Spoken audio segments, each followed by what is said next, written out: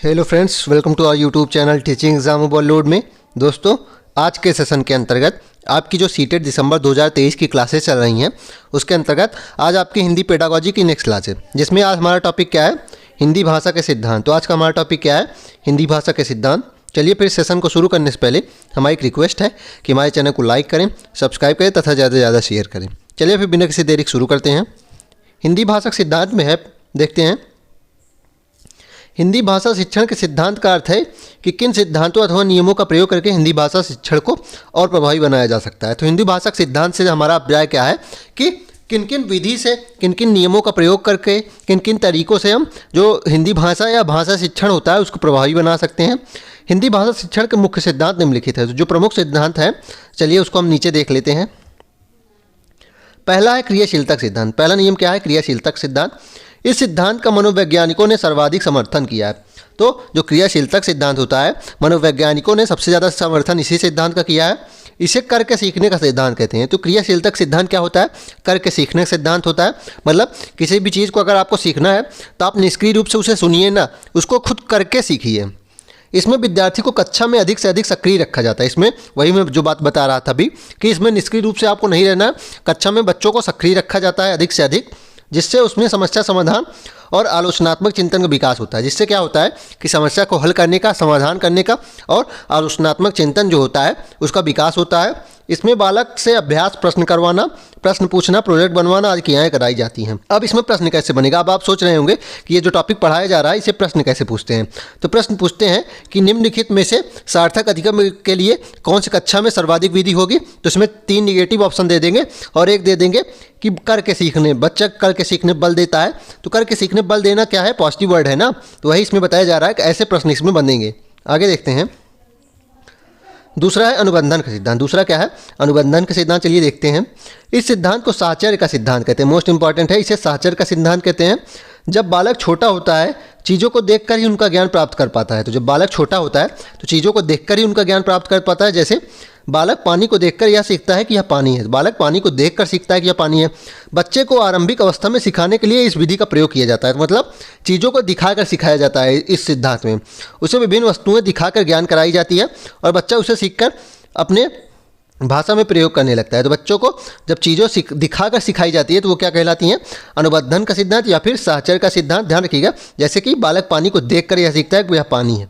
आगे देखते हैं तीसरा सिद्धांत हमारा कौन सा है, जीवन से संबंधित करके सिद्धांत। मोस्ट इंपॉर्टेंट है। इसमें भी ऐसे प्रश्न बनता है कि पूछ लेंगे कि निम्नलिखित में कक्षा 4 का एक बालक है, उसको जब उसके शिक्षण में सार्थक अधिगम कराने के लिए सबसे महत्वपूर्ण क्या हो जाएगा। तो 3 निगेटिव वर्ड दे देंगे, 3 निगेटिव ऑप्शन दे देंगे। चौथा दे देंगे कि जो शिक्षण कार्य हो रहा है वह दैनिक जीवन से संबंधित है। तो यही ऑप्शन पॉजिटिव हो जाता है। इस प्रकार पेडागोजी में इसी तरीके से प्रश्न बनते हैं। डायरेक्ट प्रश्न नहीं बनेंगे, जीवन से संबंधित करके सिद्धांत क्या होता है, प्रश्न इस प्रकार बनते हैं।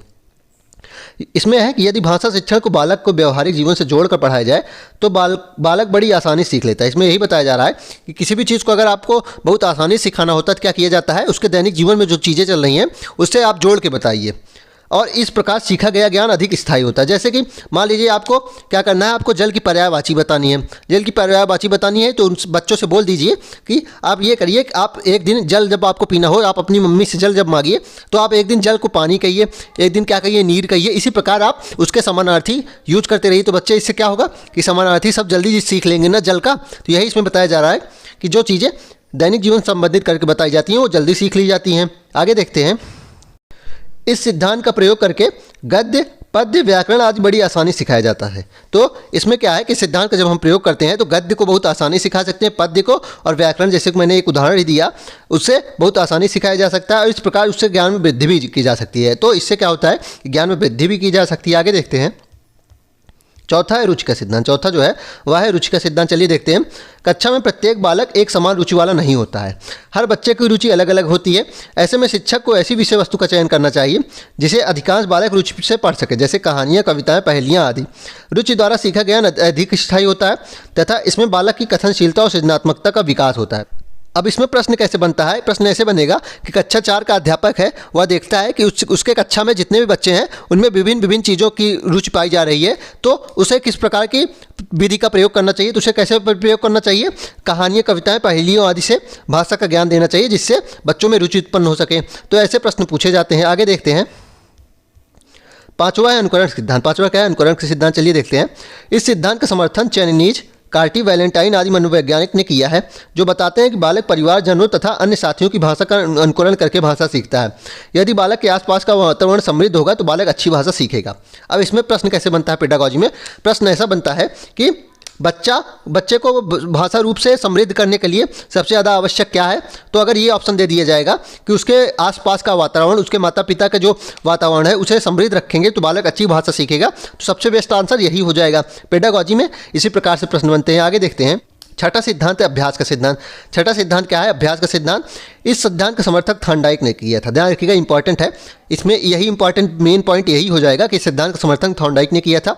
और इनके अनुसार भाषा एक कौशल है। इनके अनुसार क्या कहा? भाषा एक कौशल है जिसका विकास अभ्यास पर निर्भर करता है। जिसका विकास अभ्यास पर निर्भर करता है, अतः बालक को अधिक से अधिक बोलने का अवसर दिया जाना चाहिए। क्या कहा कि भाषा जो है वह एक कौशल है जिसको अभ्यास की जरूरत होती है, अतः बालक को अधिक से अधिक बोलने का अवसर दिया जाना चाहिए जिससे वह शब्दों का अभ्यास कर सके और अपनी भाषा का विकास कर सके। अब इसमें पेडागॉजिक प्रश्न कैसे बनेगा? अभ्यास का सिद्धांत में प्रश्न यह बनता है कि बच्चे को भाषागत रूप से दक्ष बनाने के लिए क्या करना चाहिए? तो निगेटिव ऑप्शन 3 दे देंगे। जैसे कि दे देंगे कि उसे सिर्फ सुनने पर बल देना चाहिए, उसे चुपचाप बैठे रहना चाहिए, उसे चुपचाप मन लगा के पढ़ना चाहिए, और चौथा ऑप्शन दे देंगे उसे अधिक से अधिक कक्षा में बोलने का अवसर देना चाहिए। तो कौन सा ऑप्शन सही हो जाएगा? अधिक से अधिक बोलने का अवसर देना चाहिए। जितनी भी टॉपिक हैं वो आपको लगेगा कि पेडागॉजी में प्रश्न नहीं बनते, लेकिन मैं आपको उदाहरण देकर बता रहा हूँ कि ऐसे प्रश्न बनते हैं पेडागॉजी में। आगे देखते हैं। सातवां है वैयक्तिक विभिन्नता का सिद्धांत। प्रश्न इससे भी पेडागॉजी में बहुत बनता है। एक ही कक्षा में वैयक्तिक विभिन्नताएं विद्यमान होती हैं, मतलब विभिन्न जो व्यक्ति होते हैं उनमें विभिन्नताएं होती हैं। जैसे कोई शुद्ध लिख नहीं सकता, किसी बालक का हस्तलेख अच्छा नहीं है, किसी का मौन वाचन करने में कठिनाई होती है तथा कोई याद किए तथ्यों को भूल जाता है। शिक्षक को चाहिए कि वह उपयुक्त परिस्थितियों को ध्यान में रखकर शिक्षण कार्य करे जिससे बालक का दोष उसके भाषा सीखने में बाधा ना बने। ध्यान रखिएगा, इसमें क्या करना चाहिए? शिक्षक को ऐसी विधि का प्रयोग करना चाहिए जिससे सभी बच्चों का शिक्षण अच्छे ढंग से हो सके, जिससे बालक को दोष उसके भाषा सीखने में बाधा न बने। अगला है पुनर्बलन का सिद्धांत। अगला क्या है? पुनर्बलन के सिद्धांत। इस सिद्धांत के प्रमुख समर्थक स्किनर महोदय हैं। इनका भी नाम याद कर लीजिएगा। पुनर्बलन के सिद्धांत के समर्थक कौन है? स्किनर महोदय हैं। इन्होंने क्या कहा था? इनके अनुसार जिस प्रकार की अच्छे कार्यों की सराहना करते करते अच्छे कार्य करने लगता है बच्चा, उसी प्रकार उनकी भाषा की सराहना उसके लिए पुनर्बलन का कार्य करती है, जिससे बालक भाषा सीखने के प्रति आकर्षित होता है और उसकी भाषाई विकास होता है। मतलब बच्चों की अगर भाषा सीख रहा है तो उसकी सराहना करेंगे, उसे शाबाशी देंगे तो भाषागत रूप से और अच्छे तरीके से सीखेगा। अब इसमें एक प्रश्न कैसे बनता है? प्रश्न बनता है कि बच्चे को, कक्षा 4 का बच्चा है, उसे भाषागत रूप से अच्छे बनाने के लिए, उसकी भाषागत रूप से दक्ष बनाने के लिए हमें क्या करना चाहिए? क्या सर्वाधिक उपयुक्त होगा? तो ऑप्शन ए दे देगा कि उसे क्या करना चाहिए? उसे स्मरण करने पर जोर देना चाहिए। दूसरा दे देगा उसे रटने पर बल देना चाहिए। तीसरा दे देगा कि उसकी जब वह कुछ बोले तो उसकी सराहना करना चाहिए, उसे पुनर्बलन देना चाहिए। चौथा एक और निगेटिव आंसर दे देगा। तो इसमें पॉजिटिव कौन सा? स्मरण करना है? नहीं, रटना बिल्कुल निगेटिव हो जाएगा। एक और निगेटिव ऑप्शन है, तो इसमें क्या हो जाएगा? पुनर्बलन पर उस पर जोर देंगे, उसको पुनर्बलन देंगे अगर वह बोलेगा तो उससे क्या होगा? उसको और विकास होगा।